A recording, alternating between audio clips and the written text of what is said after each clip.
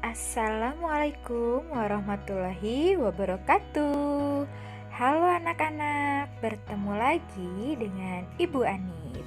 Hari ini kita masuk ke dalam tema yang baru, yaitu tema 4 mengenai hidup bersih dan sehat. Subtema 1, hidup bersih dan sehat di rumah. Oke anak-anak, hari ini kita akan membahas mengenai hidup bersih dan sehat di rumah ya. Nah, anak-anak, hidup bersih dan sehat ini harus kita terapkan di mana saja, terutama di rumah. Saat ini kita banyak sekali beraktivitas di rumah. Kemudian kita juga sedang mengalami pandemi COVID-19. Maka hidup bersih dan sehat perlu diutamakan. Mari kita pelajari bagaimana ya cara hidup bersih dan sehat di rumah. Oke anak-anak, kali ini kita akan membacakan percakapan mengenai bersih dan sehat. Mari anak-anak simak baik-baik percakapan berikut ini. Ino berkata, "Ayah, apa arti bersih dan sehat?" Ayah berkata, "Bersih artinya bebas dari kotoran, sehat artinya baik seluruh tubuh serta bagian-bagiannya." Ino berkata, "Lalu bagaimana cara kita dapat hidup bersih dan sehat?" Ayah berkata, "Caranya kita harus disiplin. Disiplin menjaga kebersihan diri, disiplin menjaga kebersihan lingkungan." Ino bertanya lagi, "Bagaimana bila kita tidak disiplin ya?" Ayah berkata, "Bila tidak disiplin, maka tubuh dan lingkungan menjadi kotor. Tubuh dan lingkungan yang kotor dapat menyebabkan penyakit." Nah, anak-anak, ini adalah percakapan mengenai apa sih arti dari bersih dan sehat? Coba kita ulangi lagi ya. Bersih artinya bebas dari kotoran. Sedangkan sehat artinya baik seluruh tubuh serta bagian-bagiannya. Nah, bagaimana caranya kita untuk hidup bersih dan sehat?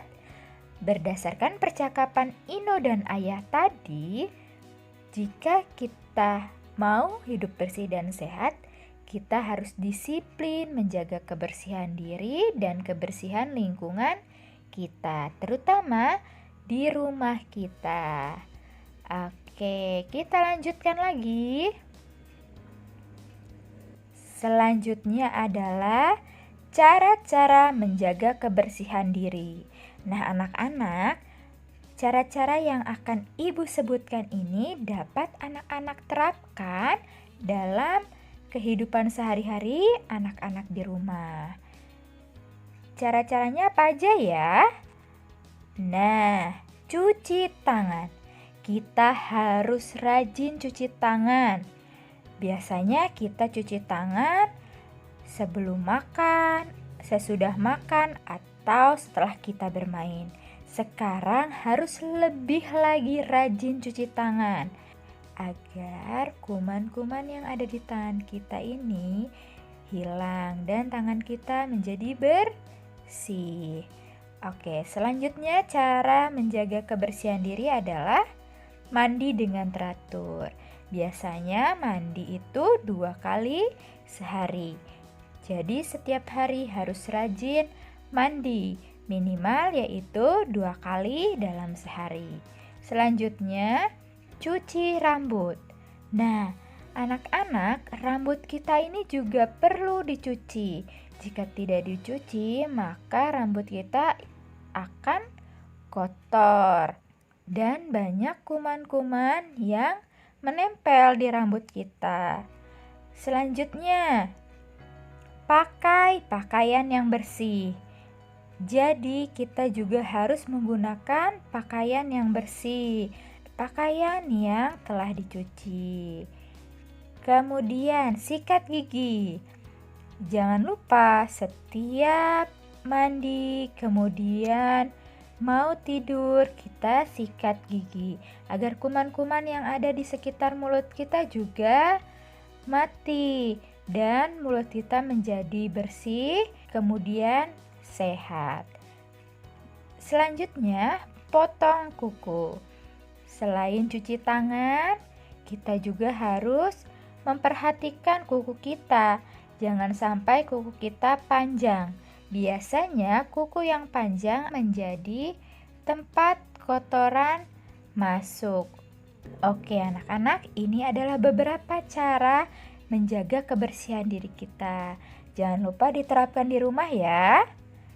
Kita lanjutkan lagi. Tahukah kamu? Kita baca bersama-sama. Sebuah teks disusun dari beberapa kalimat dengan tema tertentu, misalnya tentang kebersihan.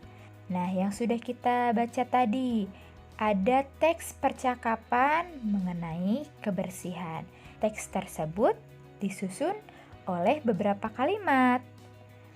Kemudian, dalam teks tersebut terdapat banyak kosakata tentang kebersihan. Untuk menjadi sebuah kalimat, maka diperlukan kosakata untuk membentuknya. Nah, percakapan yang kita baca tadi mengandung banyak kosakata mengenai kebersihan. Apa sih sebenarnya kosakata itu? Kosakata adalah kumpulan dari kata-kata yang digunakan dalam menyusun kalimat. Jadi sebuah teks itu tersusun dari beberapa kalimat dan kalimat itu tersusun oleh kosakata. Dapat dipahami ya sampai sini? Setelah ini anak-anak dapat mengerjakan latihan di buku paketnya untuk membuat kalimat, contohnya tata cara mencuci tangan atau tata cara mandi yang benar. Kita lanjutkan lagi. Selanjutnya yaitu membersihkan rumah. Nah, Ibu ada teks tentang membersihkan rumah. Ayo kita baca bersama-sama. Yoga dan keluarga sedang membersihkan rumah. Rumah adalah tempat tinggal kita yang harus dijaga kebersihannya. Rumah yang bersih membuat penghuni rumah menjadi nyaman dan tidak mudah terkena penyakit. Seluruh anggota keluarga bekerja sama membersihkan rumah dari kotoran. Ayah Yoga membagi tugas agar pekerjaan cepat selesai. Ada yang menyapu, mengepel, mengelap kaca, dan merapihkan barang-barang yang berserakan. Tidak lupa untuk menguras bak mandi. Setelah selesai, rumah Yoga pun menjadi bersih dan nyaman. Nah, anak-anak dapat diperhatikan dari gambar ini, ayah dan ibu serta Yoga dan adiknya bekerja sama membersihkan rumah.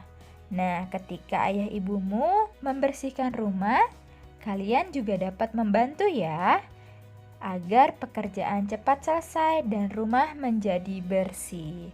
Ini adalah salah satu juga contoh dalam menjaga lingkungan rumah. Kita lanjutkan lagi. Membasmi nyamuk demam berdarah. Ibu ada teks lagi tentang membasmi nyamuk demam berdarah. Silakan anak-anak simak ya. Penyakit demam berdarah sangat berbahaya. Oleh karena itu, kita harus mencegahnya. Cara mencegahnya adalah dengan membasmi nyamuk demam berdarah.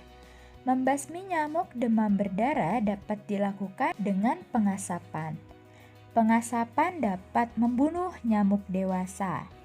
Selain nyamuk dewasa, jentik dan telur nyamuk pun harus dibasmi. Pengasapan tidak membasmi jentik dan telur nyamuk. Oleh karena itu, diperlukan cara lain.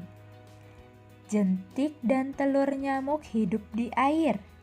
Jentik dan telur nyamuk biasanya ada di bak mandi, penampungan air, atau genangan air di kaleng dan bekas ban. Untuk membasminya, kita lakukan gerakan 3M. Gerakan 3M adalah sebagai berikut. Yang pertama adalah menguras bak mandi secara teratur. Nah, bak mandi di rumah kita harus rajin untuk dibersihkan karena dapat menjadi sarang dari telur dan jentik nyamuk demam berdarah. Kemudian, yang kedua, menutup tempat penampungan air. Nah, jika ada tempat penampungan air di rumah, sebaiknya ditutup. Jika tidak, maka nyamuk akan bertelur di dalam air tersebut. Yang ketiga, yaitu mengubur ban, kaleng, dan botol bekas. Mengapa kita harus mengubur ban, kaleng, dan botol bekas? Biasanya ban, kaleng, dan botol bekas yang terkena hujan, kemudian air hujannya menggenang di dalam ban, kaleng, dan botol bekas, itu juga menjadi sarang untuk nyamuk bertelur dan berkembang. Nah, anak-anak, ini teks mengenai membasmi nyamuk demam berdarah.